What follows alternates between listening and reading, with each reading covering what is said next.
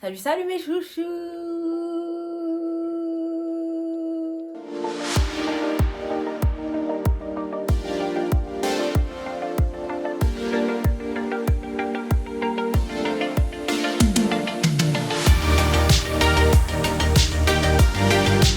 Alors dans cette vidéo, je vais vous donner les clés pour entrer dans le monde du luxe. Plus précisément, dans l'industrie de la mode de luxe. L'industrie de la mode de luxe, c'est des milliards et des milliards et des milliards de transactions, des milliards d'euros, des milliards de dollars. Cette industrie pèse extrêmement lourd en général. On m'a souvent demandé, mais comment t'as fait pour rentrer chez Louis Vuitton? Ou encore, mais tu peux m'expliquer comment ça se déroule un entretien dans le luxe? Est-ce que je peux venir avec mon afro à mon entretien? Je suis là pour enlever tous les points d'interrogation au-dessus de vos têtes. Aujourd'hui, je vais vous donner les clés pour entrer dans le luxe.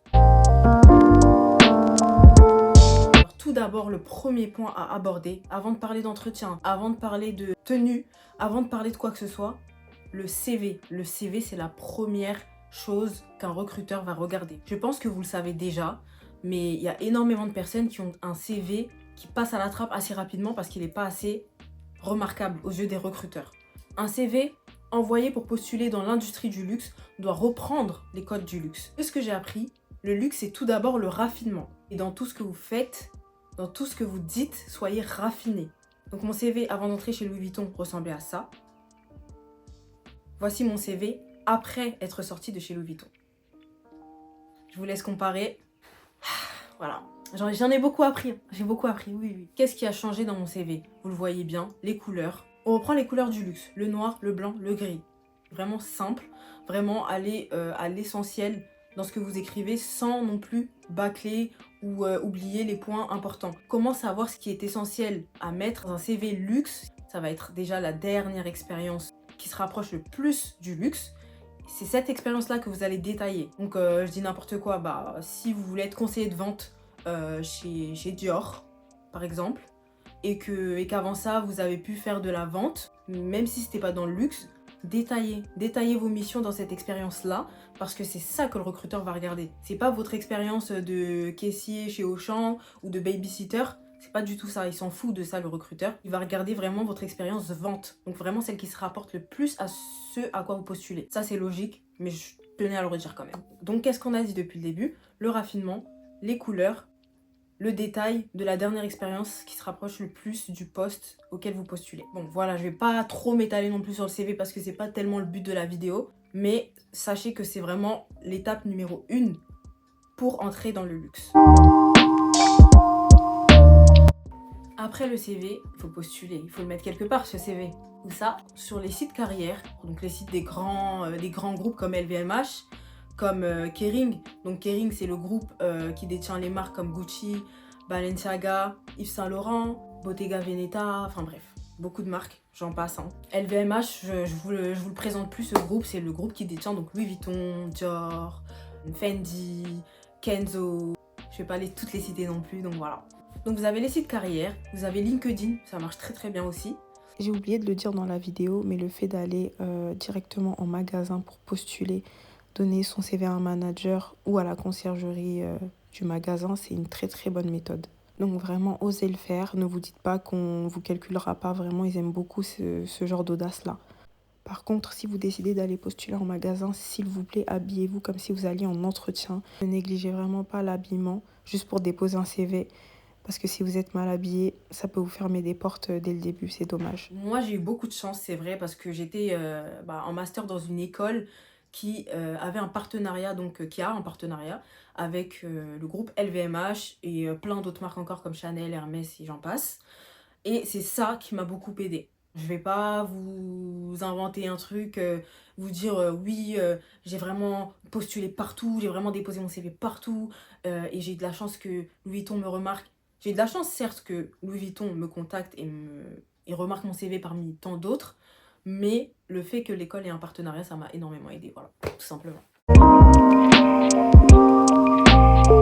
Donc après avoir postulé, dans le cas où le recruteur vous remarque votre CV, parce que vous avez respecté tout ce que je vous ai dit juste avant, vous serez tout d'abord appelé ou contacté par mail. Moi personnellement, on m'a appelé.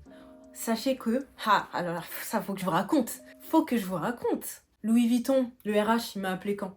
Dans le train, sortie de travail, 19h30, beaucoup de bruit. C'était peut-être au mois de juin, comme ça, donc énormément de monde dans les trains encore. Comment vous dire que quand il m'a dit « Bonjour, je suis monsieur de chez Louis Vuitton et je vous recontacte parce que j'ai vu votre candidature. Je me suis dit « Mais non, chérie, c'est pas le moment de m'appeler.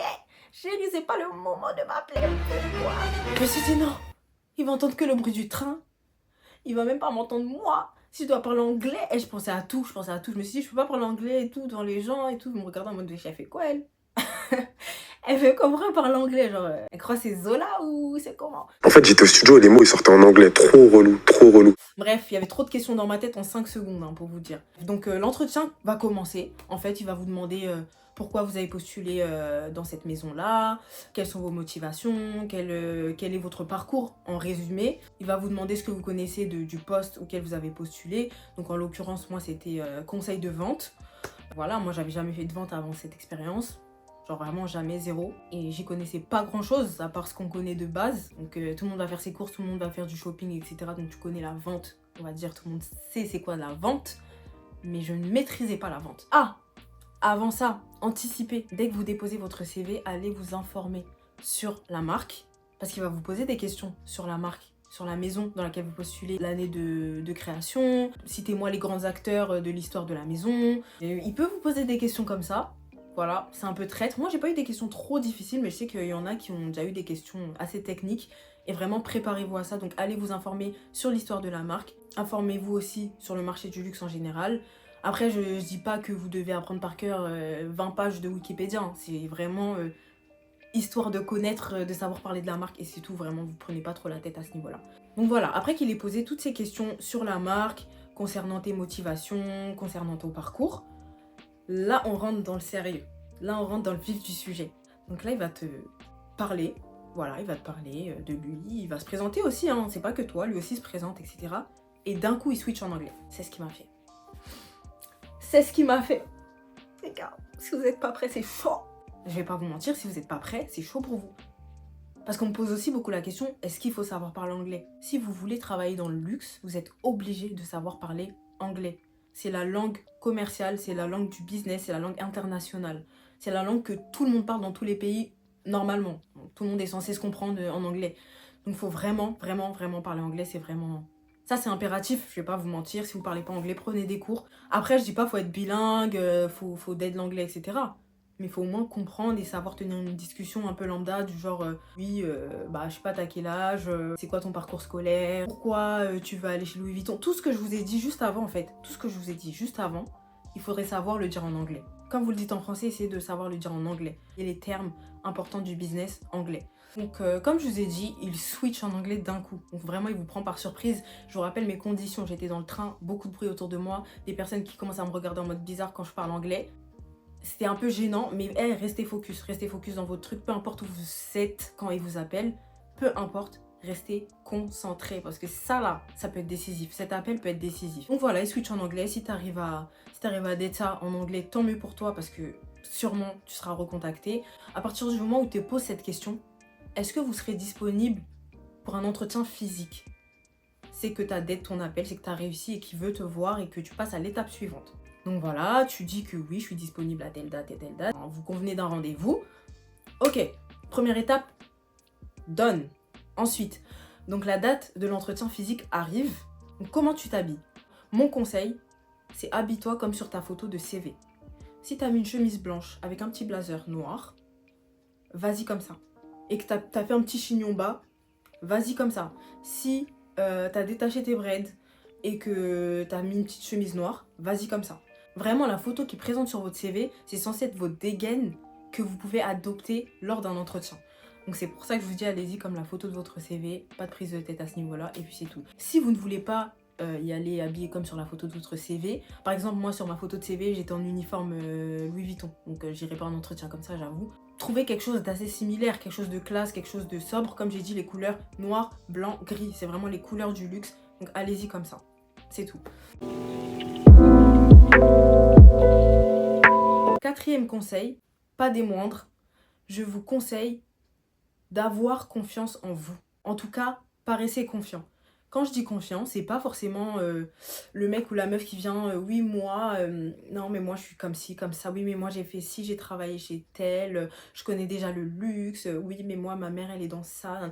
Non, ça sert à rien. N'en faites pas trop, soyez vous-même, mais ne soyez pas comme ça.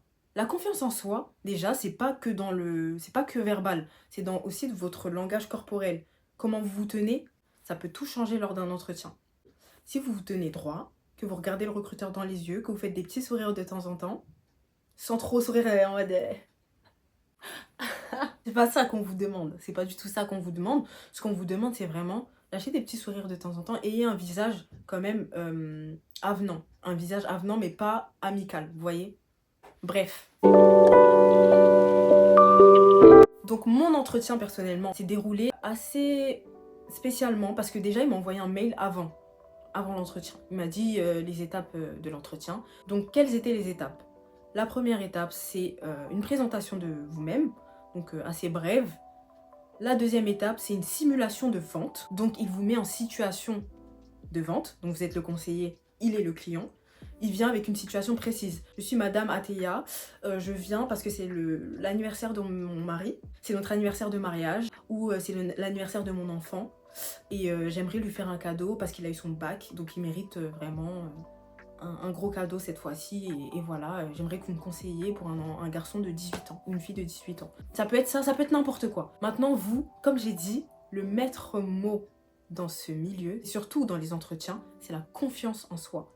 Quoi qu'il arrive, que vous maîtrisez ou non la vente, paraissez confiant. Paraissez comme si vous maîtrisez votre karaté en fait, vraiment. Comme si, moi j'étais pas vendeuse avant, j'étais pas vendeuse. Je vais venir, je vais être ça. Je vais être la meilleure vendeuse, tu vas acheter mon produit, crois-moi mon chéri. Faut avoir cette prestance-là en fait, faut avoir cette confiance-là, cette assurance. Parce que c'est ça qui va beaucoup changer aussi la cérémonie de vente. Et je pense carrément c'est même le plus gros conseil que j'ai à vous donner pour rentrer dans le luxe, c'est ayez confiance en vous, ayez de l'assurance sans être arrogant ou quoi que ce soit. Il y a peut-être une autre personne aussi avec vous dans la salle, ça c'est possible, sachez-le. Mais toutes les personnes en tout cas qui sont là font partie évidemment de la marque qui vous recrute. Donc c'est soit un directeur de magasin, soit un RH. Il y a forcément un RH, mais ça peut être deux RH, je veux dire, ou un directeur et un RH, ou voilà, bref. En tout cas, deux personnes de l'entreprise. Donc voilà, après la simulation de la cérémonie de vente, vous vous asseyez. Troisième étape de l'entretien, il va vous demander de parler d'un objet qui vous tient à cœur, d'un objet vraiment que vous chérissez, mais en anglais. Mais ça, il vous l'envoie, comme je vous ai dit, il vous envoie un mail avant, donc vous avez le temps de vous préparer quand même.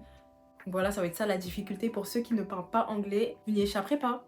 Vous allez parler anglais, pas qu'au téléphone. En face aussi, attention. Sur ça, je vous dis, l'anglais, c'est impératif aussi. Je pense que l'anglais et la confiance en soi, c'est au même stade. C'est très important, les deux, c'est vraiment très important. Donc voilà, l'entretien se termine. Moi, il m'a recontacté assez rapidement. Peut-être 10 jours après notre entretien, même peut-être un peu moins.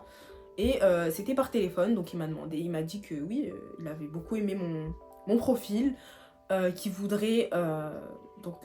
me donner un énième rendez-vous. Donc là, c'était un troisième entretien, entre guillemets. Mais c'est l'entretien, c'est sûr que vous êtes validé. C'est vraiment juste pour rencontrer les RH du magasin où vous allez être affilié. Donc voilà, c'est à ce moment-là, justement, en parlant de magasin, que vous allez faire un choix entre oui, je veux ce magasin, non, je ne veux pas.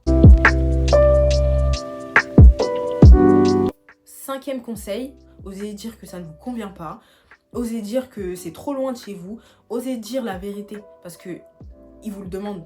De toute façon, il vous dit oui, mais dites-moi si ça vous convient ou pas, si c'est pas trop loin de chez vous. Ils sont pas, c'est pas des monstres, hein. Ils vont pas vous forcer à aller quelque part où vous n'êtes pas à l'aise, etc. Donc voilà. Ce RH-là m'a dit, on vous proposera sûrement d'aller à l'aéroport. Travailler Louis Vuitton de l'aéroport.